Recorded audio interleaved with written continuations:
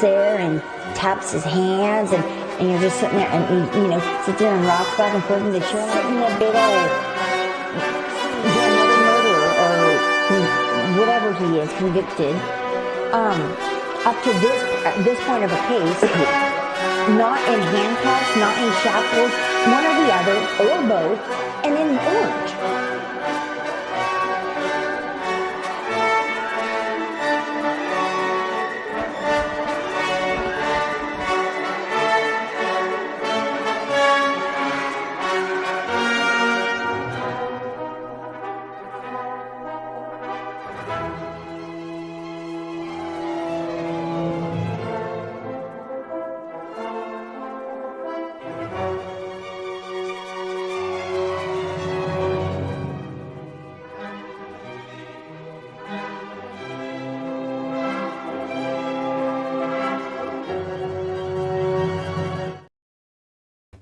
Hello everybody, excited utterance here. My name's Helen and this is a pop-up live. A live where I just decided to go live because I felt like it and because I'm seething. Seethe, seethe, seethe, seethe, seethe, seethe, seethe. Hey everybody. So, we didn't get to see court until a fair bit later than we thought we would. It was supposed to be 1 p.m. Mountain Time, which is 6 a.m. my time. So, of course, I set my little alarm. I was like, sure, okay. And did come on till about 6:45 a.m. my time. So that's okay. I was like, and I was starting to think, we ain't seeing anything. Judge was trolling us. But then it was all on like Donkey Kong. Breathe. Breathe. Breathe, breathe, breathe. Yeah. Hey, Judge Jessica. Hello. Hey, Deebs. How are you? And yeah, nah is what I was thinking. Yeah, nah, we ain't seeing anything. We learned a lot, didn't we, Diane? We learned a lot today. Pop-up video indeed. Hey, Evie. A live where she finds her loyal peeps. Hello. Hello, hello, hello. Got Cranks in the house. And we have a little bit of a quiz. So the quiz is, who does Judge Hippler remind you of? Judge Gull or Judge Schroeder or some other tyrant?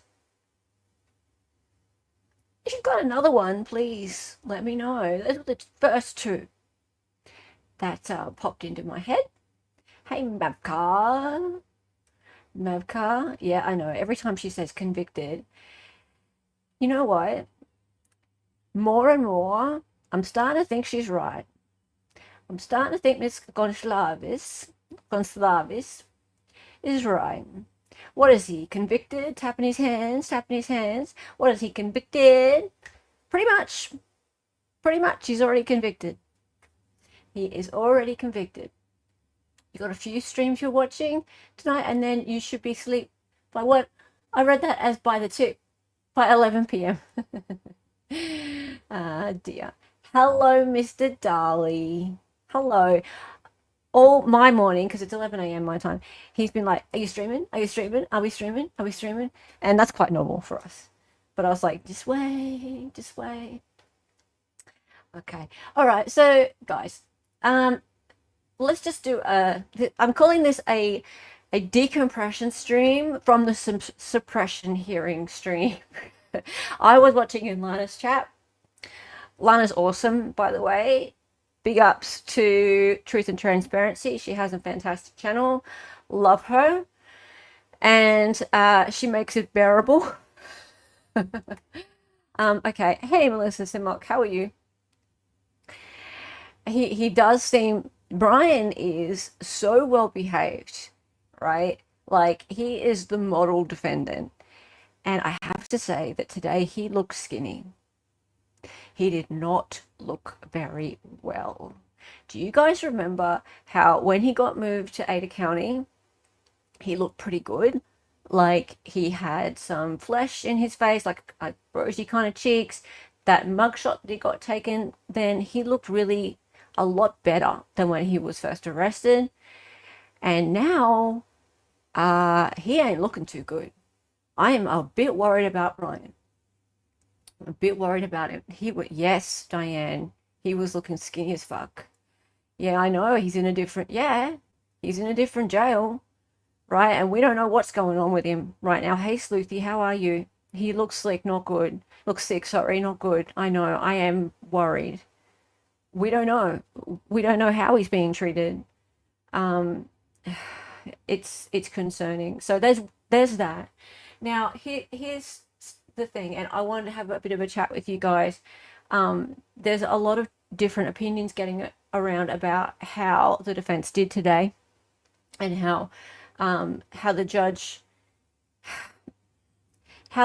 behaved today, actually. And I've had a lot of thoughts myself going into today, or I've done some streams leading up to today, trying to predict Judge Hippler and how he may rule. I was trying to give him the benefit of the doubt. I thought he was a bit of a prick today, to be completely fair.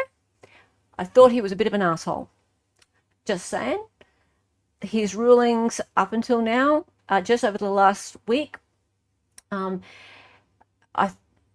honestly, there have been, not just by the defense, but when the press came out and gave really solid reasoning for there to be an open hearing regarding the unsealing of the IgG evidence, he was just like, yeah, no. That was -1 for me. I had a scorecard and he started on a -1. So yeah, prick confirmed, DB. Now, in regard to the defense today, I'm really sorry to say it, but I was a bit disappointed. I was just a little bit disappointed in Anne's presentation today. Diane, you with me? Anne's debate was weak. She lost her oral arguments today. Not on everything, but especially at the start. My take is that she didn't do too well at the beginning, especially. He threw her off, but that's no excuse. That is no excuse. Today was it. Today was the day. It was crucial day. And she missed on some really important points today. Hey, Sleuthy. He was trying to get her to make a certain argument, and she either knew that and refused, or was totally missing it, which was also really odd. Sleuthy, if you want to pop on, you're really welcome. You know tons about this, and you'd be super welcome if you want to come on and have a bit of a chat about what happened today. Yeah, so, but if you're busy, that's totally cool too. Yeah. She did get better, but it wasn't okay. So I have actually some points on that. So, and also Mercy Wright has weighed in on this on X, because here's the thing, and I'll read out what you have to jump in the shower, then you can. That's cool, Sleuthy. I'll chuck your link in the meantime. Cool. Just a minute. Let me just do that. Cool. Yeah. So Mercy said that Anne didn't answer whether or not Brian uploaded his DNA to a database, and Hippler asked her numerous times. Now that begs the question for me, whether or not Brian actually did upload his DNA to a database. I doubt that he did, but if he did, and especially if he made it public, then we got a bit of a problem.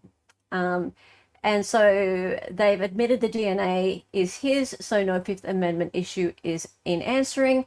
That was a hook she could have hung her hat on. I'm reading Mercy's words now, but she kept talking about non-related things such as cell phones. Did he upload his DNA to one of these databases like 23andMe? She didn't answer, right? Yeah, I think actually I might even have that right here. Hang on, present, share. Where is it? There. Give me a sec, guys.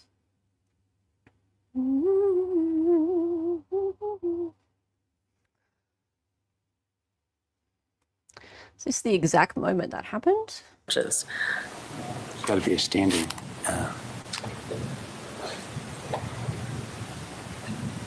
Your Honor, we're here because the state has alleged. No, 2 minutes before that. He cared about this. The court heard about the different IgG databases that changed their rules in terms of use after a different case used IgG to solve it because people don't expect to have their DNA searched. That was the point of my question about whether or not Mr. Koberger's DNA was in any of those databases. In other words, did he submit his DNA and said, I don't want law enforcement to look at it? Your Honor, I don't think that that's the way the question should be looked at. I think the question should be looked at in the way that we always look at warrantless searches. It's got to be a standing. Why didn't she answer that? Your Honor, we're here because the state has alleged that a single piece of evidence ties Mr. Koberger to this case. They've alleged that. Okay, so yeah, Mercy pointed that out, and I tend to agree. She flailed about in that moment, and she put it back on the judge. I don't think that's the right question, Judge. Well, why didn't you answer it then? Maybe she doesn't want to answer it because Brian did upload his DNA to one of these databases. I don't know.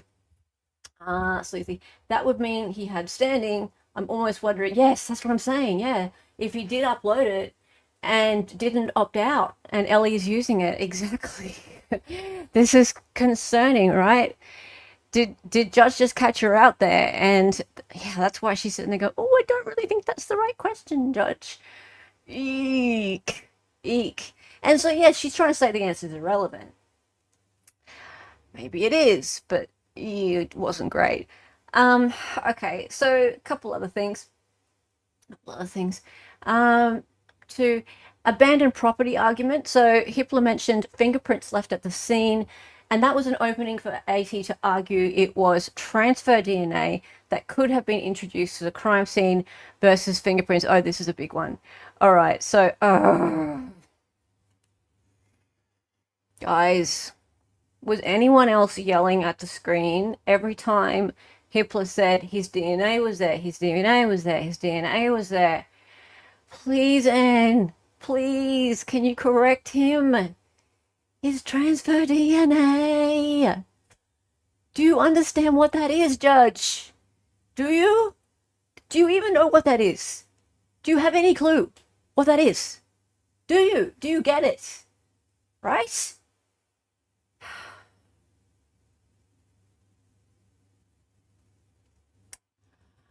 I really don't think he gets it. Right? And you're right. Yes, DB, fingerprints cannot be reconstructed to find your ancestry. It really bothered me that he continued to go down that path. Yeah, you were screaming into the phone too, Sleazy? Yeah. Right? I was just like, Anne, why? Why aren't you saying it? There must be a reason, guys. Like, was she holding it back for some reason? I mean, remember that this is not the Franks hearing. This is the motion or the hearing to decide whether or not there's going to be a Franks hearing, right? So she's holding some things to her chest, but the fact that it's transfer DNA, that's not news, right? That is not news. I think, and yeah, Sleuthy, that he he kept comparing it to fingerprints. Fingerprints are not the same thing, right? They are absolutely not the same thing, right? So, yeah, you don't just leave your DNA at a crime scene. Oh, okay. So when he said that, I was like, Anne. Okay, if I was Anne at that point, I would have been like, so, Judge, you could have walked through a crime scene this morning and touched something. And left your DNA there. Does that mean there's probable cause for your arrest? Judge? Yeah? Because it's true, isn't it? Based on that reasoning, it's true. He could have walked through any crime scene that day, yesterday, the day before, 2 years ago, and touched something and left his transfer DNA on something, or shook someone's hand, and they could have walked through a crime scene and touched something and left Judge Hippler's DNA on something, maybe even a knife or knife sheath, because they're really dangerous. All right? And then that's enough for a magistrate to sign off on probable cause for his arrest. Right there. Right there. Yeah? Based on that reasoning.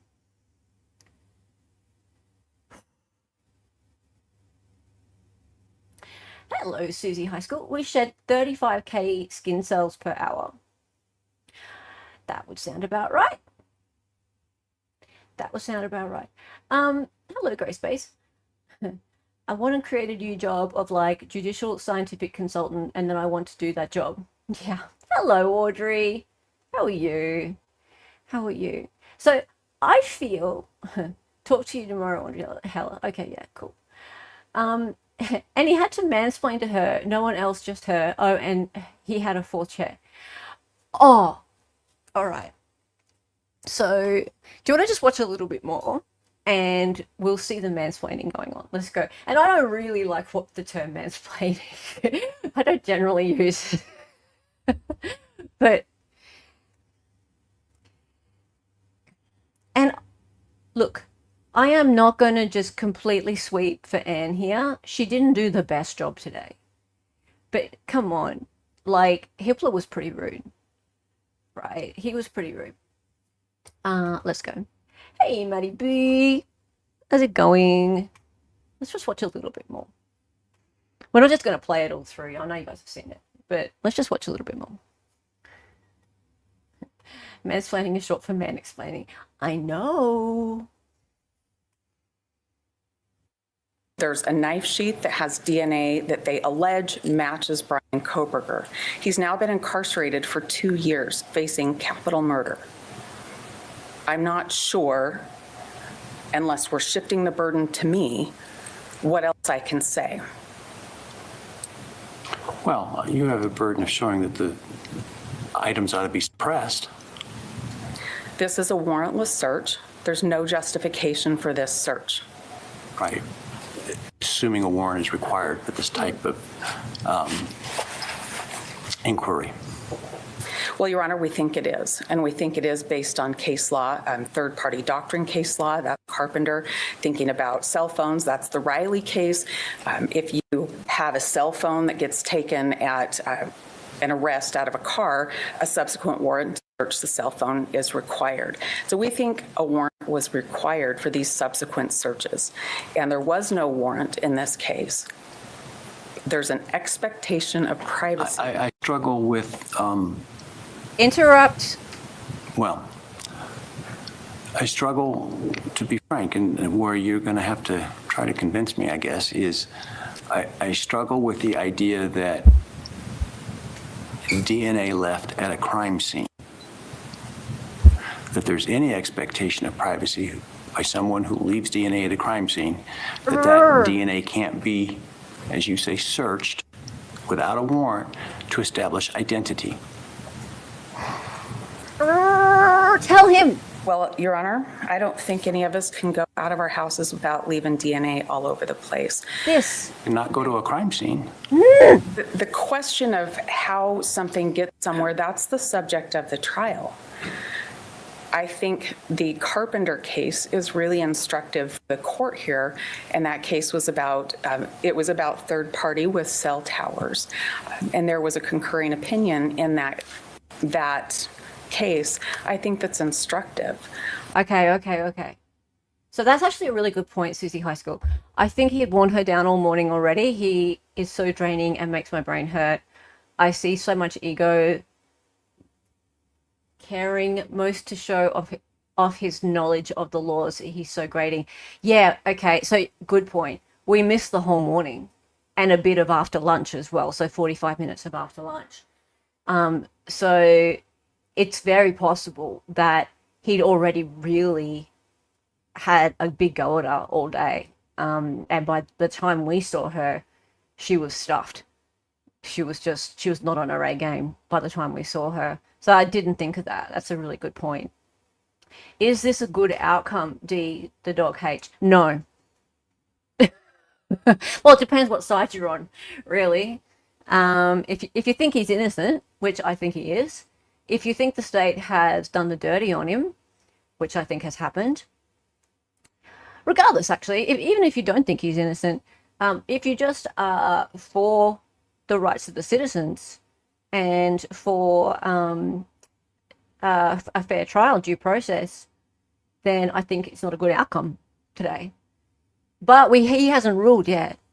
He hasn't ruled yet. But I would put $1,000 down right now to say that he is going to rule against the defense. Who wants to make a bet with me? If not a warrant, it should at the very least be discoverable. Yes, CH, that's a good one. That's a good one. Yes, Lucy, again, she missed the argument. He was pushing onto her. Absolutely. All right, so he's, hang on, let's just go back a minute. Thing get somewhere, that's the subject of the trial. Even Warrant to establish identity. Well, Your Honor, I don't think As a crime scene. That there's any expectation of privacy by someone who leaves DNA at a crime scene, that DNA can't be, as you say, searched without a warrant to establish identity. Searched without a warrant to establish identity. Well, Your Honor, I don't think any of us can go out of our houses without leaving DNA all over the place. And not go to a crime scene. The question of how something gets somewhere, that's the subject of the trial. I think the Carpenter case is really instructive for the court here, and that case was about, it was about third. Yeah, okay. So if she had have just said, listen, it's not about just going out of the house and going to a crime scene. This kind of DNA is not the kind of DNA that you have to have been at the crime scene to have left, right? So that's not the argument, right? So you're trying to say that if you went to a crime scene and you left your DNA there, then sure, you can go without a warrant and you can go and search it. Okay, cool. But this sort of DNA is different, right? It's just, it's a kind of like skin cell droppage that anyone could leave anywhere, right? So what's the deal? I can just walk around and go down the street. Someone could have committed a stabbing. I just happen to have been there at some point in time, and my DNA is there. So therefore, can you just search for me and then pin it on me? Yes. Based on that. It also assumes, knowing that the location will be a crime scene, a presumption of guilt. Oh, that's a great one. It's Trenton. That is a really, really good one. Sleuthy really doesn't like talking about dropping skin cells.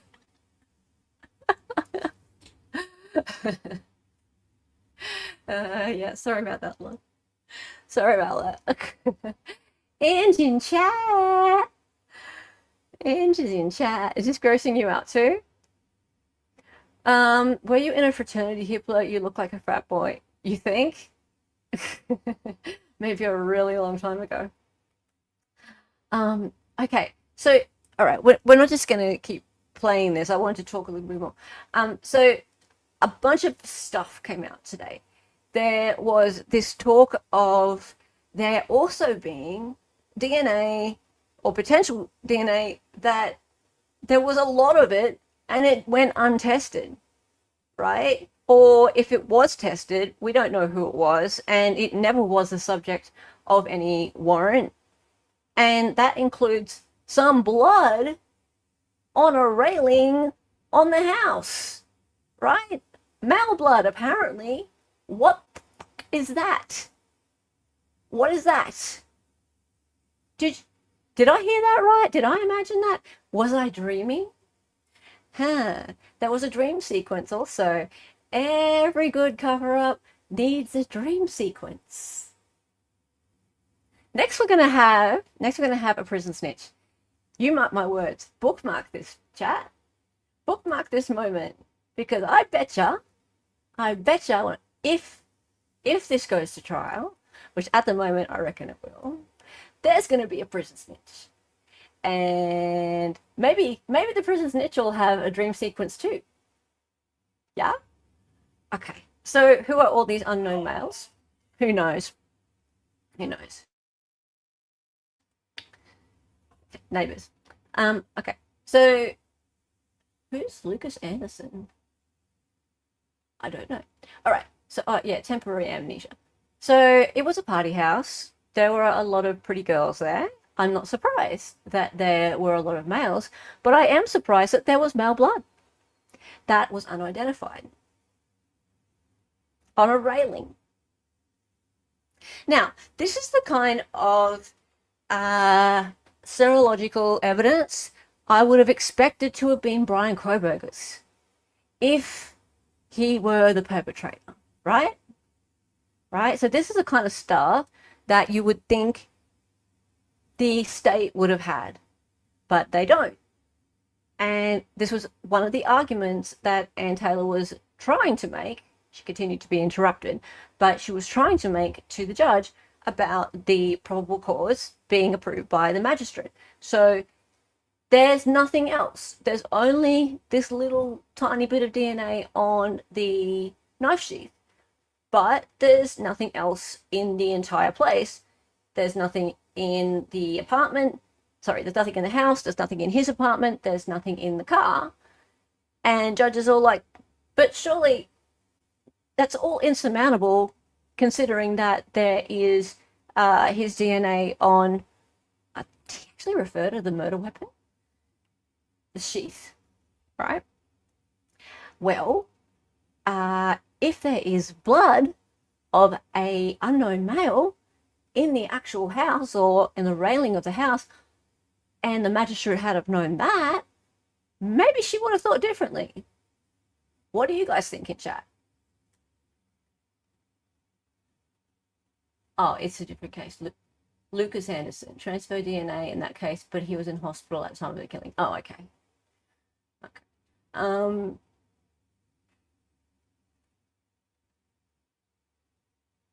Unknown Male 1 is a great song, just saying. What about the blokes pissing on the house? I don't know about that, though it wouldn't surprise me. It wouldn't surprise me. What will Hitler think when his skin cells end up in a crime scene? One can only hope, Kat. One can only hope. Yeah, so, I mean, really, I need to look into this Lucas case. I don't know anything about this. Sounds a little bit like the Zach case, to be honest. Yeah, Evie. Yeah. So we only just found this out today, right? This is one of the bombshells today. That there's blood of an unknown male on a railing. I think it's outside the house.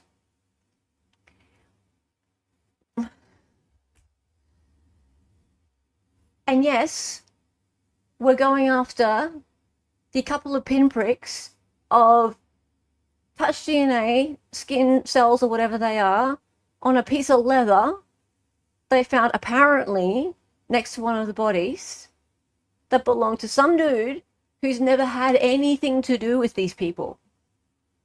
Right? Yeah, that makes sense. What the... Right? Do they have IgG on the blood DNA? They don't know who it is. Well, if they do know, they're not telling us. Right? So maybe there's some kind of big cover-up going on here. Right? All right. So other big bombshells that happened today. Let's go through the bombshells. So another big bombshell was that Dylan, the surviving roommate who eventually called 911 after 9 hours and was the one who made the identification, if you can call it that, of the man with the bushy eyebrows, said that he was 5'8". That's significantly shorter than Brian Koberger. He's at least 6 foot. She apparently admitted to being quite drunk and having memory issues, not being able to remember facts very clearly, and perhaps thinking it might have been a dream.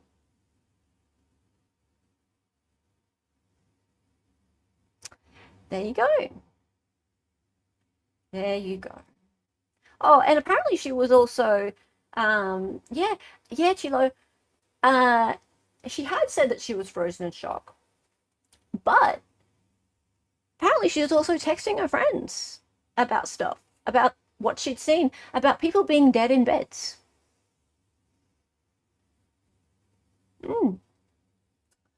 Yep. You can't make this shit up. And also, apparently she also heard someone, she thought she heard someone crying in a bathroom. This is 9 hours before she called 911. Shock, not fear, Sleuthie, yeah. Shock, not fear. Well, she didn't say she couldn't remember. She thinks she got facts wrong that she later then represented. I think that's worse, actually, DB. Yeah. Yeah, I'm about to talk about the dog.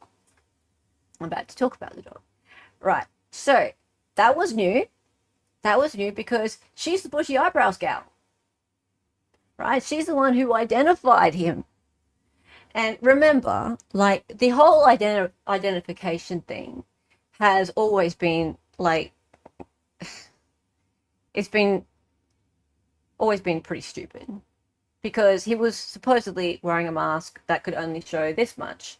And all you could tell was that he was white. Supposedly a man, and I don't know how you can assume gender these days, but a man. Tall. 5'8's not that tall, guys. Actually, for a man, that's not tall. So 5'8's new. Dark hair and bushy eyebrows.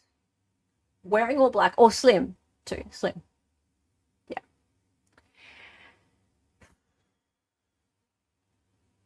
Chilo, my eyebrow gender is bushy.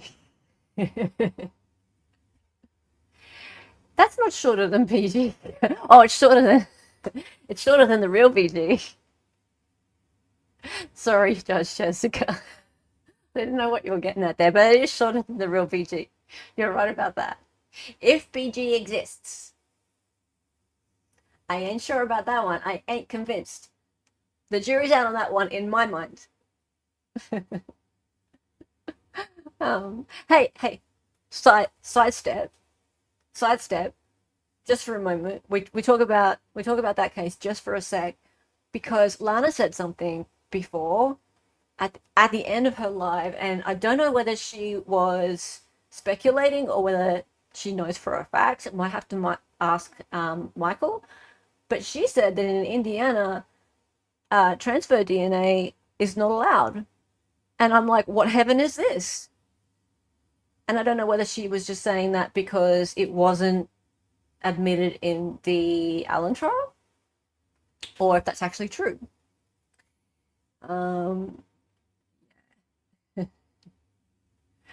I have never said you have ADHD. I do not diagnose anyone.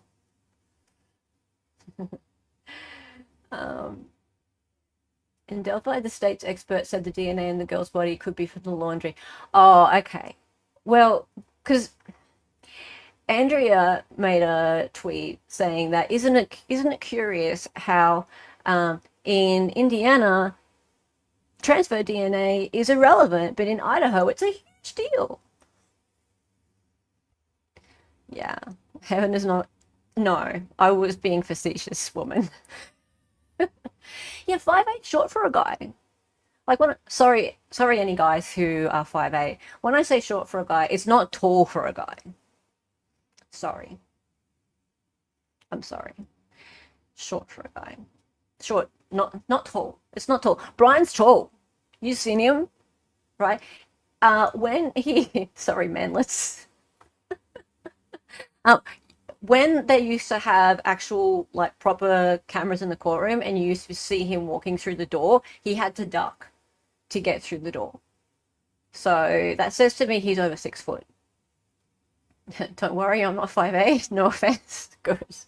All right, so next big bombshell that happened, next one, was the dog. So I didn't know this. Actually, I wasn't even really aware that there was a dog.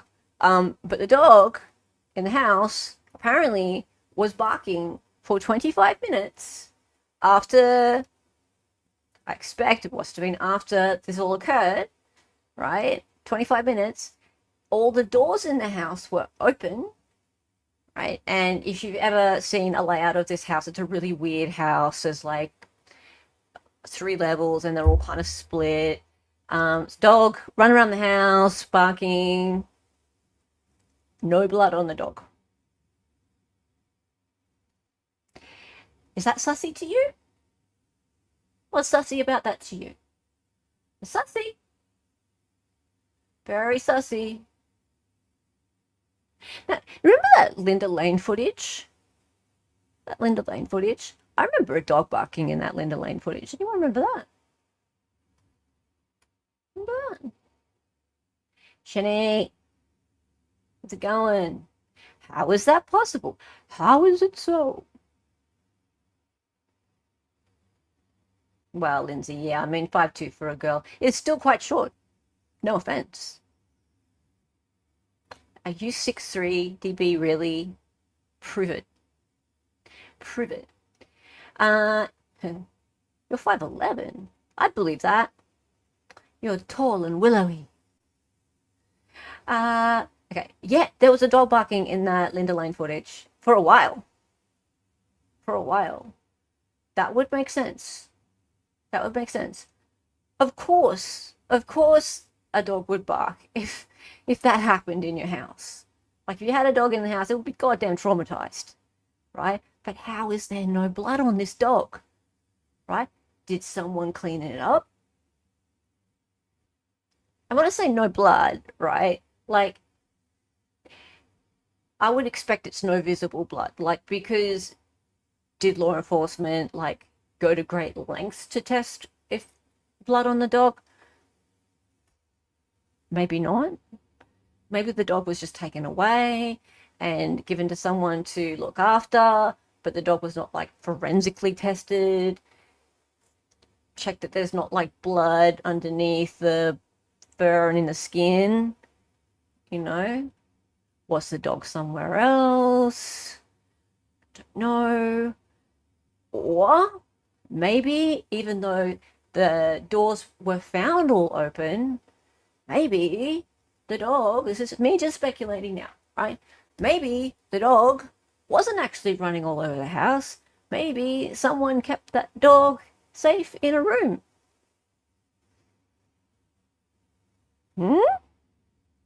Maybe the dog did. Have we checked for paw marks on that sheath?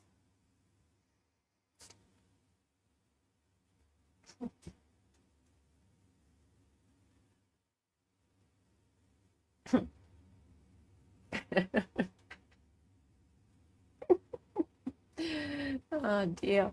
Don't many judgments on high. That being said, it's nice if someone can reach the top shelf for me when I can't. Oh yeah, you'd hope for that. You'd hope for that. I feel really bad for this dog, right? I would like to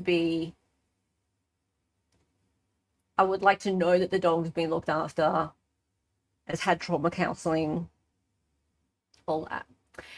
Okay, so let me just go back to where it was. So Idaho doesn't require corroboration for DNA evidence. That alone establishes probable cause, despite everything else wrong with the affidavits. That was an opening to argue again that the magistrate should have been told it was a partial trace DNA profile, not a DNA profile from bodily fluids, but she blew that off, right? So this is again Mercy's words here. So Mercy, right, is a lawyer in Idaho, so she knows the rules. And yeah, so Anne didn't do the best today with these arguments, and I really was a bit disappointed. This was really her chance to get a lot of this stuff in, and I'm a huge fan of Anne, don't get me wrong. I really am. I'm a massive fan. You're shadow banned for dog hating. No, you're not. Hello, Daniel D. Proudly reaching the top shelf since I was a teenager. Let's just watch a little bit more. In fact, let's see what you guys think. Cell towers, and there was a concurring opinion in that. Hang on, that I need to show you. Case. I think that's instructive. We leave DNA everywhere. If you carry a cell phone that's nice and to it know, uses the towers, there can be a trail of where you went. Everywhere? I'm sorry? Don't we leave fingerprints everywhere? We do leave fingerprints everywhere, but I would say, Your Honor, that things like your movements, cell towers, the contents of your cell phone, those are really personal things. That's how you carry out your business. That's how you drive your car to go to the doctor. Your cell phone's hitting on those towers. DNA is even more personal than that. The tests are so different than they used to be now. It can pick up all kinds of information. It takes very little DNA. DNA lives on surfaces a lot longer than fingerprints live on surfaces. So without more, they're not much of an indication of anything. There's a warrant requirement to protect people from unreasonable searches, and that's what we're asserting here. It's not smooth, Lolita. There's so much information contained in your DNA, and you can't stop from shedding that when you go out of your house. None of us can. To be able to have that searched without a warrant could put anybody in jeopardy. There's no privacy left if that's going to be the standard. You put it in public so it can be searched. That can't be the standard. That would erode the Fourth Amendment. Our position is that there is an expectation of privacy that society is willing to accept. Our position is that there's case law that supports this. Maybe not exactly directly on point, but the court talked about one of the cases that we cited that's similar. It's out of Washington. In that case, it keyed on whether the database was a voluntary law enforcement can search this or not. In this situation, that's not the case. You know from the exhibit you have and from the testimony that you heard that the FBI went into 2 databases that they weren't permitted to search. Okay. So if the court wants to go clear to that extreme, and the court shouldn't. The court should look at the Fourth Amendment. The court should look at expectation of privacy. The court should look at the 3 places there was a warrant required and it wasn't given. But if the court wants to go all the way down to whether or not there was a database searched where the people consented to have their DNA searched, our case is different. The FBI went into 2 other databases and searched those. There was nothing else happening until that happened. And it's instructive, I think, and important for the court to think about how secretive this all was. We are months from trial, and we are learning things about how the government identified Brian today in open court when we've asked for those things. There's a reason why that's there's so true. much secrecy. That's because there's a violation of privacy rights. That's why there's so much secrecy. Your Honor, this is an extremely important motion, and the court is going to decide whether we do have any expectation of privacy left or not. Okay. The IGG evidence in this case should absolutely be suppressed. Okay, I don't feel like she was specific enough there. Like, 'cause she's saying, oh, there's so much secrecy, and that's because it's not lawful, or they're hiding something. Show us why. Like, what are you talking about? Like, she's being very broad with her wording there, and I don't think that's going to hold up unless she's referring to something that she can't speak about in open court, and she's got receipts for it and the court knows. I mean, that's possible. Yeah, she can't show it, DB. Yeah. Maybe she showed it in a sealed hearing, maybe. But she did a lot of this. She did a lot of, it's so secretive. She even used the word dirty at one point. I mean, we all like dirty stuff, but, not in court. Yeah, she used dirty tactics at one point. And I thought, I don't think that's going to go down well with him. I don't think that's going to work. Secretive, super secretive, words like that. And I didn't think that was, it sounded professional enough. And yeah, she's referring to things that aren't specific. And yeah, there may be some points that he knows what she's talking about. Okay, I wanted to just refer to another thing that's really bothering me here, and I don't know whether you guys picked up on this or not, but it seems to me that the judge actually doesn't understand what IgG is, and he certainly doesn't understand what transfer DNA is. But at this point, why does he keep saying fingerprints? We're talking about IgG at this point, right? She's trying to suppress the IgG from being used. Now, you can't actually put IgG into trial, but you have to disclose it at discovery, right? Because it's not evidence that is supposed to be used at trial. It's supposed to be like a tip, just the tip, yeah? So we talked about this on stream the other day. Does this judge actually understand what this is? Even on a top level, does he have even the most remote understanding of this? Because I don't really think he does. I've just done some basic research on this, and I think I know more about it than he does. So that's really scary to me. A couple of his questions made me really wonder if he knows what the fuck he's talking about.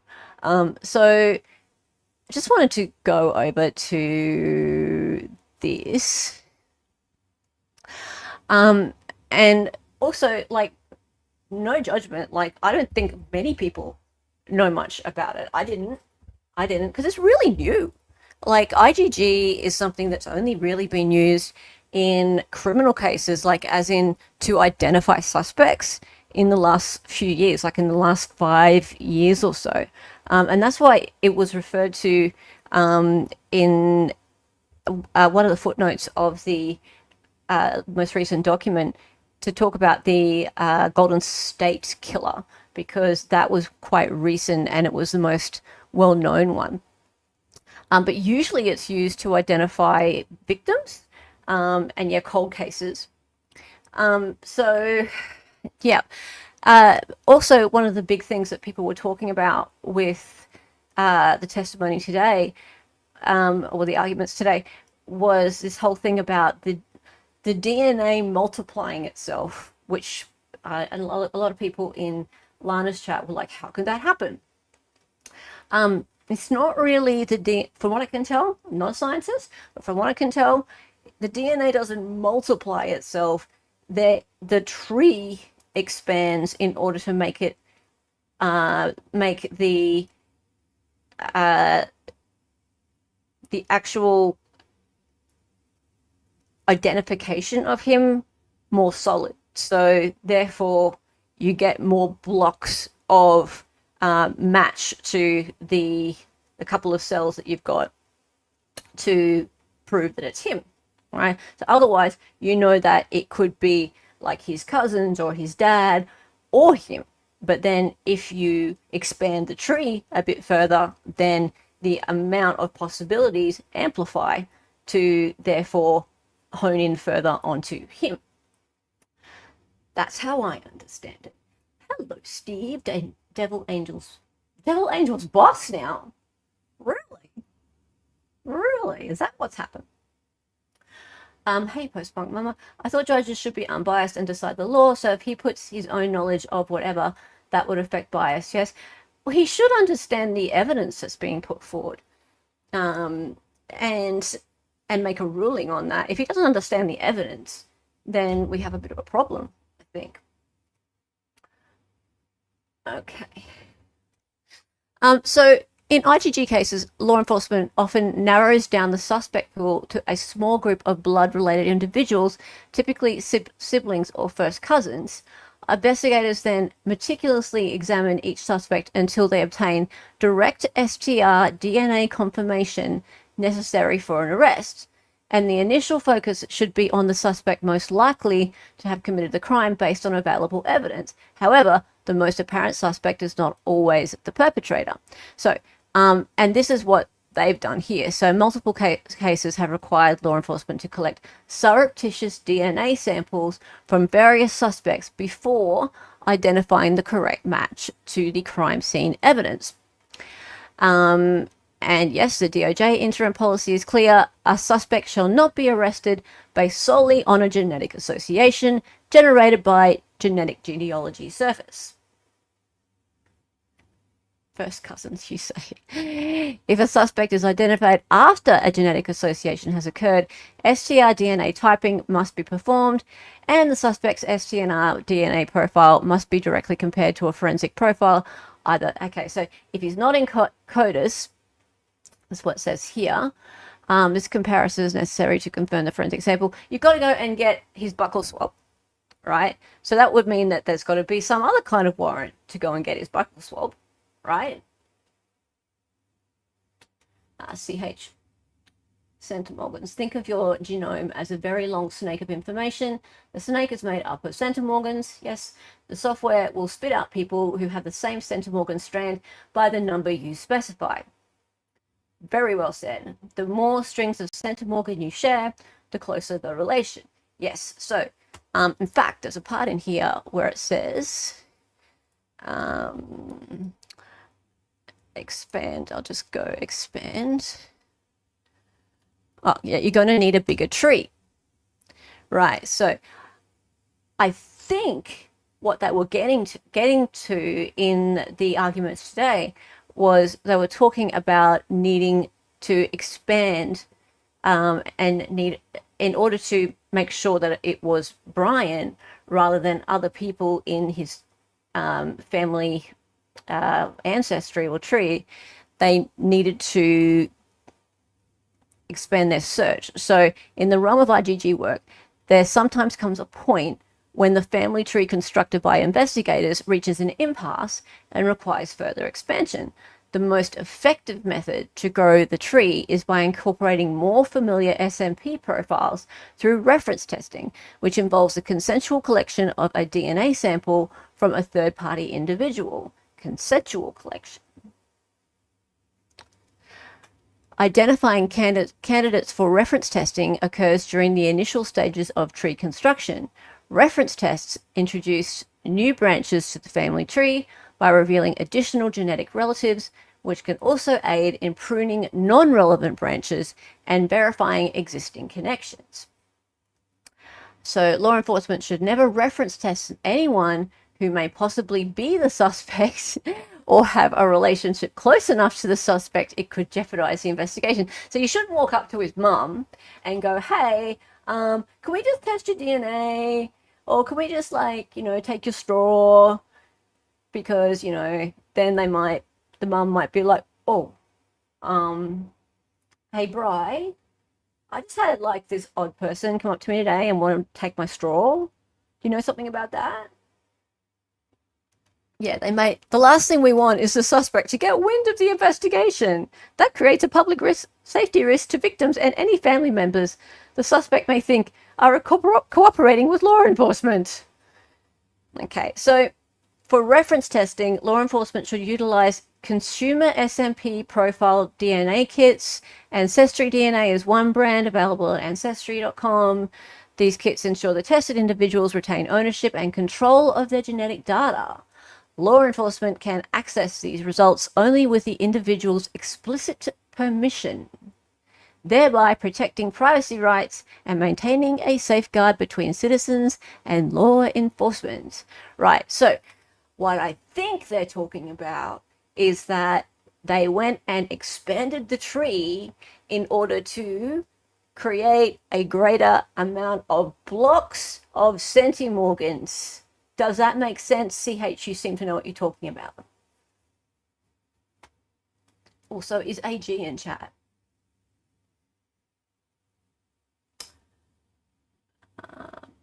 But you get a great grandparent on one side and a fourth cousin on the other, and have to look at public records to find some connection. Yeah.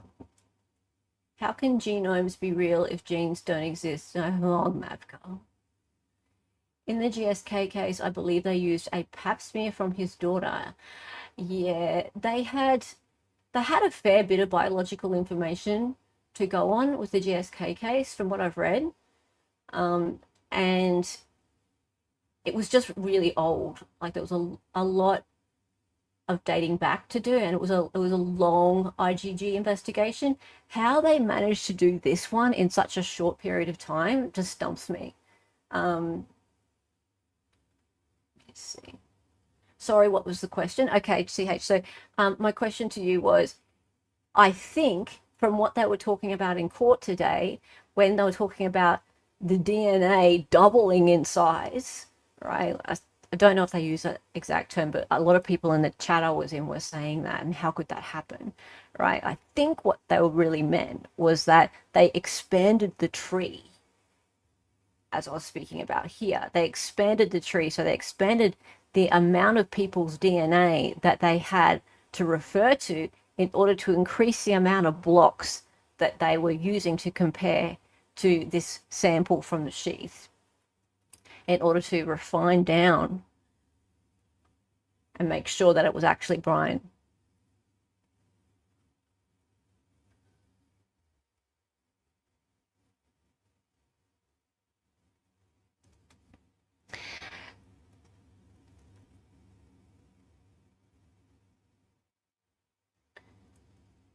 CH. Or they were referring to the amplification, which is part of the SMP creation. Yes, that is part of the SMP creation too. Hang on, I'll go to the amplification. Okay, yes, this is part of it. So, oops, I'll go back. Okay, so some types of evidence may first undergo serological testing. Many times, this is dependent on specific process of the lab testing for evidence. For our purpose, we skip ahead to the extracted DNA going through the typical STA DNA analysis flowchart. So, quantification, amplification, separation, analysis, interpretation. Boom. All right, so where is amplification? If there are no DNA profiles identified in the tested evidence, you are done. If the evidence contains sufficient DNA for 1, 2, or even more people, forensic experts can often produce a clear STR DNA profile of the person or people who left it. That STR DNA profile, sometimes called a genetic fingerprint, oh, there you go, you can call it a fingerprint, can provide a solid lead in a criminal investigation. Modern STR DNA testing can identify multiple DNA profiles from a single sample. crucial in intimate samples such as those from sexual assault exams, as unknown STR DNA profile that doesn't match any known profiles can be uploaded into CODIS. If no match is found, law enforcement may consider IgG as an investigative technique. Okay, so we know that. So I don't, hang on. I don't know if they explain how amplification works here. They probably don't. This is sort of a top level. Oh, hang on. Yeah. They might not explain it. Kind of like zooming, like pinching and zooming, I think. CH and Sleuthy are bonding in chat there. It's almost like the same term. The sample two, they replicate it over and over to make the sample size bigger. Yeah, kind of like if you imagine you've got like a transparent, like a piece of acetate, like transparency, and then you like photocopy it, and then you put it on top, and then you photocopy it, and you put it on top, and photocopy it, and put it on top, and it keeps getting darker and darker. It degrades in quality, right? It's not as good as it was the first time, but at least you can see it better and better and better. Or Photoshop layers, right? If anyone works with Photoshop, you just keep doubling up the layer over and over and over again. It gets darker and darker and darker. Like a COVID test. Not really, I don't think. Okay, so it's this here, by the way, this article is an investigative genetic genealogy, IgG, a guide for prosecutors in Texas, I think. Yes, Texas. And like, yeah, the Texas prosecutor. Oh, isn't that cute? Yeah. I mean, like, as I said, it's top level stuff. It's not written for scientists. It's written for prosecutors. Yeah. So in terms of like levels of science knowledge, kind of zero. Lay people, really. And a judge could read it. A judge could read this and get his head around the basics of this in order to understand what's happening in his courtroom, right? I get the feeling from today that the judge doesn't really understand that it's a backwards process of taking a couple of skin cells and putting it through one of these databases, and then, yes, doing this, as you say, amplification process, building out an ancestry block, and then working out that you've got this person, even though they may not have ever consented to it, or the people who put themselves into the database,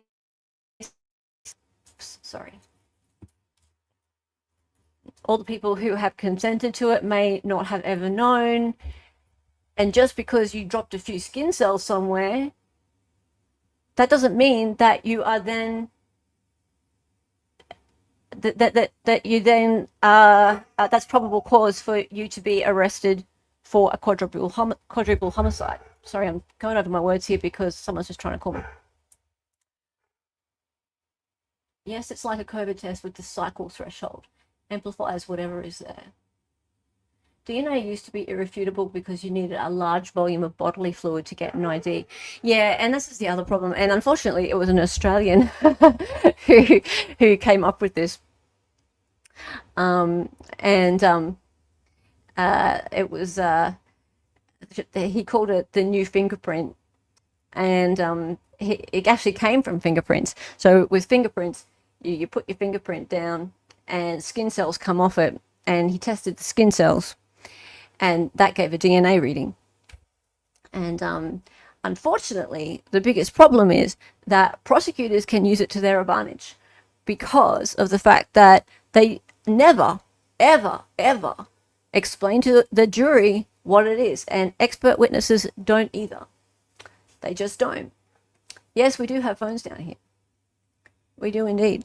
Now, I did want to also bring your attention to something, and that is this. Just note, this article that was referenced in the recent document relating to the unsealing or the motion to unseal the IGG evidence by the defense, they said that the details of the IGG search were already leaked. This was in the footnotes. They were already leaked in this article back in January of 2023. And we had a look at this article the other day. And yeah, it said how police actually cracked the Idaho killings case. Investigators used forensic genealogy to zero in on suspect Brian Koberger, but they aren't saying so, by Heather Tal Murphy. Now, I'm not going to go through the entire thing, but as I said in my stream just the other day, I was reading through it and something jumped out at me. And it was this. The use of forensic genealogy also underlines that the current storyline about how police identify their suspect, which some are suggesting is a model, is missing pivotal details. According to numerous genetic genealogists, the case embodies an emerging trend of leaving out any mention of forensic genealogy from court documents and press conferences. The Idaho affidavit's thoughtful omission of any reference to genealogy, as forensic DNA analyst Tiffany Roy put it, has reignited a heated debate among investigative genealogists, lawyers, detectives, and other forensic experts about the wisdom of this strategy. Interesting. Now, if you weren't here for that live, or if you missed that part, this name here really jumped out at me. Zachariah Anderson fans, you may remember this name. Tiffany Roy is a bit of a boss. She is somebody who is very much active in the forensic DNA community, and she put in a DOJ complaint about the transfer DNA testimony in the Zachariah Anderson case by the state. She was disgusted and appalled by the evidence that was put forth by the state in that case. It was extremely misleading, and that report complaint will be part of his appellate argument. It was interesting to me to see that before that, here she is commenting on the Koberger case. Now, she's a friend of a friend, my mate Steve Gosney, or our mate Steve Gosney in Florida, and I had a chat to Steve and said, hey, guess what? I saw Tiffany's name come up in this article, and he had a chat to her, and she's keen to come on and have a talk about the use of transfer DNA in these cases, and why this sort of evidence should not be admissible in court, and what's happening with that. So she's very active in the community. Yes, she is. She's very active in the community, working against these injustices. So I am just like, I'm so humbled to be able to host her. Steve Gosney, he's a wonderful death penalty qualified appellate attorney, will be here as well. And I'm looking forward to seeing who else I might bring on panel, possibly Andrea, and some other wonderful people as well. So I'm hoping that Tiffany will be, part, or I don't know, I know that her complaint will be part of Zachariah Anderson's appeal. And I don't know whether she could be involved in Brian Koberger's defense, potentially. So yeah, that's really cool. If she is part of Brian Koberger's defense, obviously she wouldn't be able to speak about it on here. But yeah, bring Ange. Yeah, absolutely. So yeah, we should have a panel discussion. Yeah, I was really excited to hear that she's keen to talk. Absolutely. So that's big news. All right. My daughter has just gotten home, so I'm going to finish with that now. we'll do another decompress probably tomorrow after the full day of court. Get ready with all of your rants after the day's court, guys, right here on this stream. So we'll probably do it around the same time, which is 11 a.m. my time, which is what was it for you guys? 8 p.m. Eastern. Sound like a plan? Plan, Stan? Happy with that? It's public. It's supposed to be public all day tomorrow, but you just never know with these things. Sometimes they just stuff around and they're like, yeah, we'll troll ya. We'll say it's public, then we'll turn it off, and then we'll turn it back on. So yeah, we'll see you guys again for another sort of hour or so stream. And it's and you going live soon, or if anyone's going live, let me know and put the link in chat. Oh, what was the some other tyrant? You don't think Hitler's like Gull yet? All right, we'll give him till tomorrow. We'll give him the benefit of the doubt till tomorrow, guys.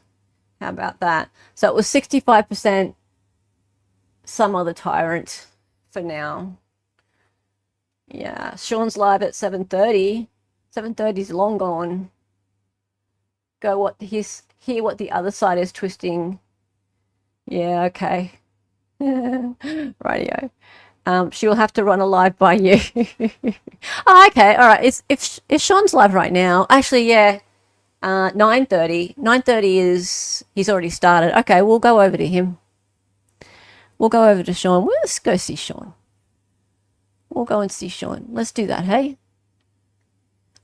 I'll dump yous all over into Sean. There'll be some people in here who don't usually see Sean. Oh, he's live in 15. Okay. All right. Well, yeah, because it's crime stream tonight, right? Crime stream. Crime stream's always fun. Could someone please pop me? Where's the link? Hang on. I need to just find his link. Seanals.